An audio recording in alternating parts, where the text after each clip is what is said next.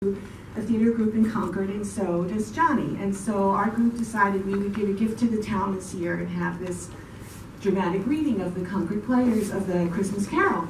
So we said to Johnny, how would you like to give a gift? Because we don't have any money to pay you. And he said, okay, we'll do that too. So it went so well that I said to Johnny, well, how would you like to give a gift to North Hill? And he said, okay, I'll do that too. So I'm very happy to introduce him. He's an actor, a writer, a producer, a director, and he's very talented. He happens to be my son-in-law, so if you don't like his performance, that's fine, just don't tell me. And I'm happy to just turn it over. I'm going to dim the lights a little bit so you can see the slides. And thank you very much for being here, and I'll turn it over to Johnny now.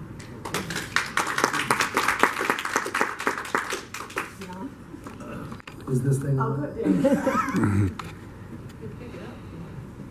Oh no. Well, thank you. Yeah, as Linda said, thank you for being here. Is the volume okay with the microphone? Yeah, a little louder. All right, let me see how I can do this here.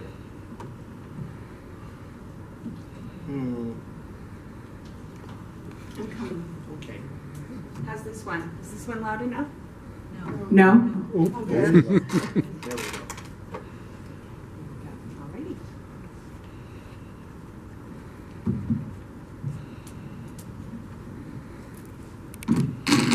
Okay, is this any better? Yes.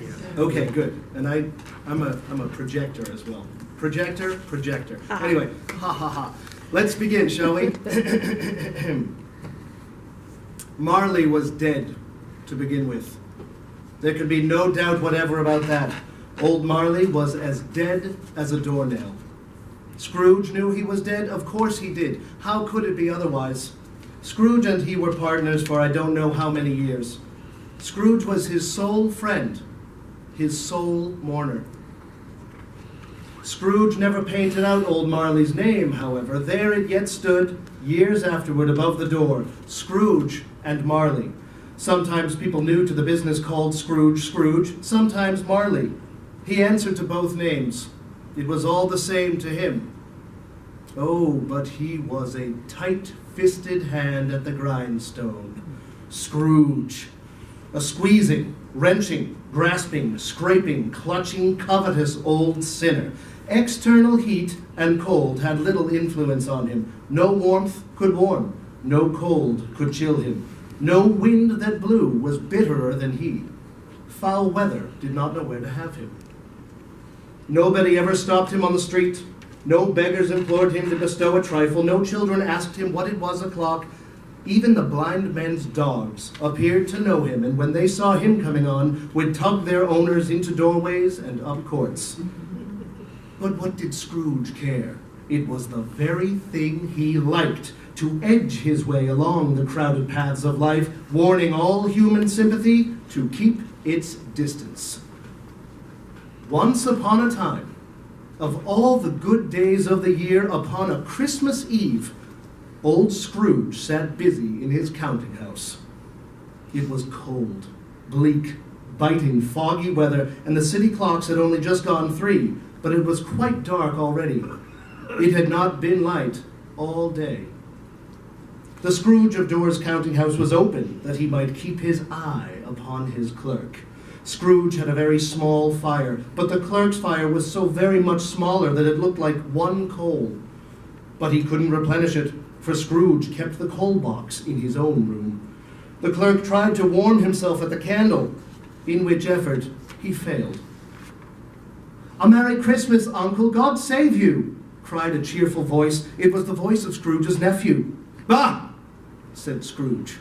"Humbug! Christmas a humbug, Uncle. You don't mean that, I'm sure." "I do. Out upon Merry Christmas. What's Christmas time to you? But a time for paying bills without money. A time for finding yourself a year older and not an hour richer. If I had my will, every idiot who goes about with a Merry Christmas on his lips should be boiled in his own pudding and buried with a stake of holly through his heart. He should." "Uncle, nephew, keep Christmas in your own way and let me keep it in mine." "Keep it, but you don't keep it. Let me leave it alone then. Much good may it do you." Much good has it ever done you? There are many things from which I might have derived good, by which I have not profited, I dare say, Christmas among the rest.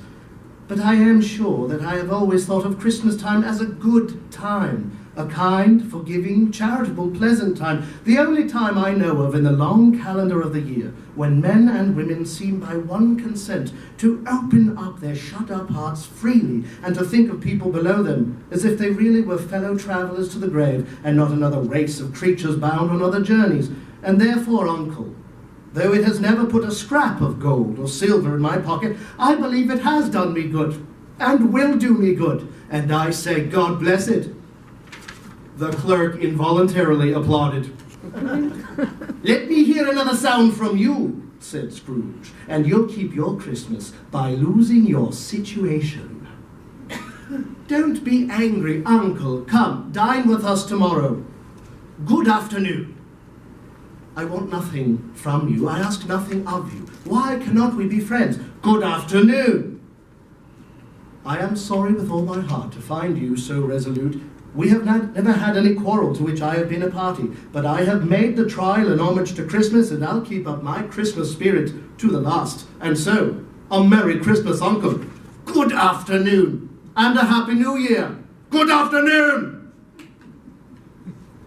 The clerk, in letting Scrooge's nephew out, had let two other people in. They were portly gentlemen, pleasant to behold, and now stood with their hats off in Scrooge's office.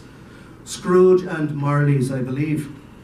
Have I the pleasure of addressing Mr. Scrooge or Mr. Marley?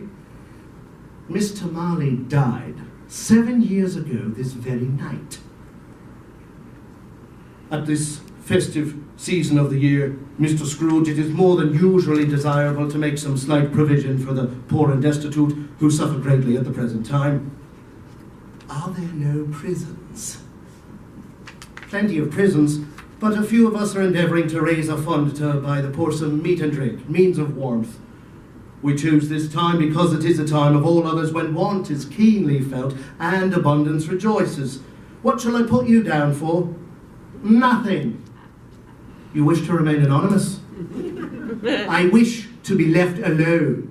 Since you ask me what I wish, gentlemen, that is my answer. I don't make merry myself at Christmas, and I can't afford to make idle people merry. I hope to support the prisons and the workhouses. They cost enough, and those who are badly off must go there. Many can't go there, and many would rather die. If they would rather die, then they had better do so and decrease the surplus population. At length, the hour of shutting up the counting house arrived. The expectant clerk instantly snuffed his candle out and put on his hat. You want all day off tomorrow, I suppose. If quite convenient, sir. It's not convenient, and it's not fair either. If I was to stop you half a crown for it, you'd think yourself mightily ill-used, I'll be bound. Yes, sir. And yet you don't think me ill-used when I pay a day's wages for no work? It's only once a year, sir. A poor excuse for picking a man's pocket every 25th of December. But I suppose you must have the whole day. Be here all the earlier the next morning. The clerk promised that he would, and Scrooge walked out with a growl. The office was closed in a twinkling, and the clerk, in honour of it being Christmas, ran home as hard as he could pelt. Scrooge took his melancholy dinner in his usual melancholy tavern and went home to bed. He lived in chambers which had once belonged to his deceased partner. Nobody lived there but Scrooge.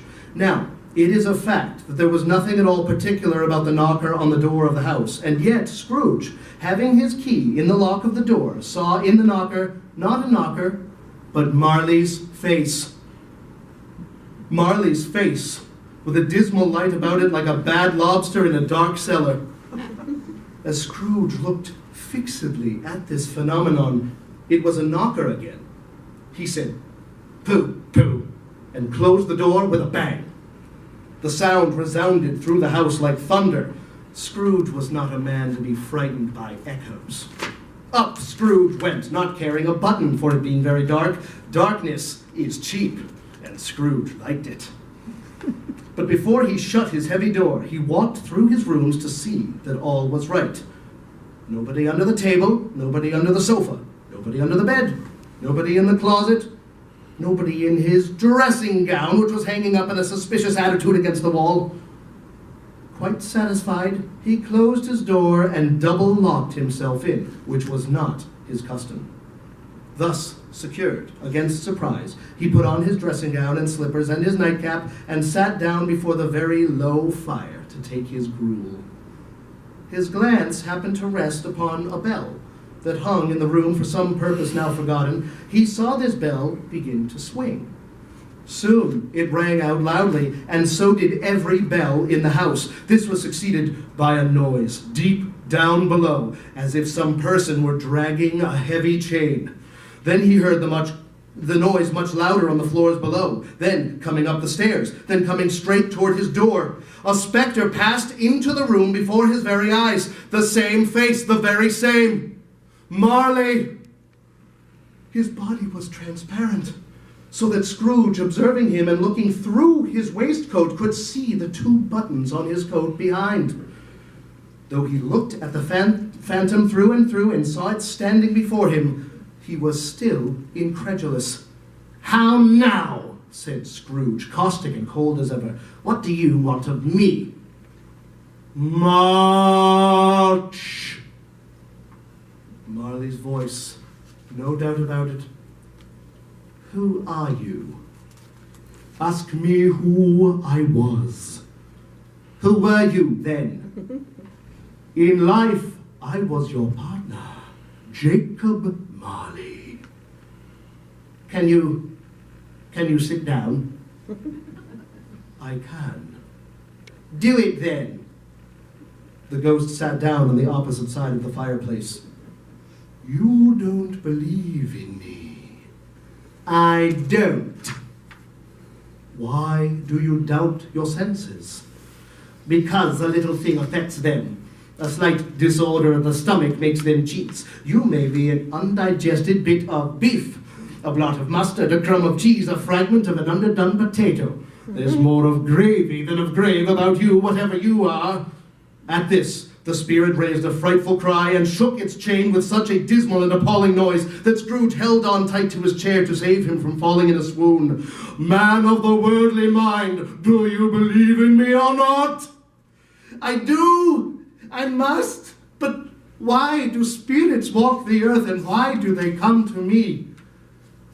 "It is required of every man that the spirit within him should walk abroad among his fellow men and travel far and wide. And if that spirit goes not forth in life, it is condemned to do so after death. My spirit never walked beyond our counting house. Mark me! In life, my spirit never roved beyond the limits of our money-changing hole. And weary journeys lie before me." "But you were always a good man of business, Jacob." "Business! Mankind was my business. The common welfare was my business. Charity, mercy, forbearance, benevolence were all my business. The dealings of my trade were but a drop of water in the comprehensive ocean of my business. I am here tonight to warn you that you have yet a chance and hope of escaping my fate. A chance and hope of my procuring Ebenezer. You will be haunted by 3 spirits." "Is that the chance and hope you mentioned, Jacob? I think I'd rather not." "Without their visits, you cannot hope to shun the path I tread. Expect the first when the bell tolls 1.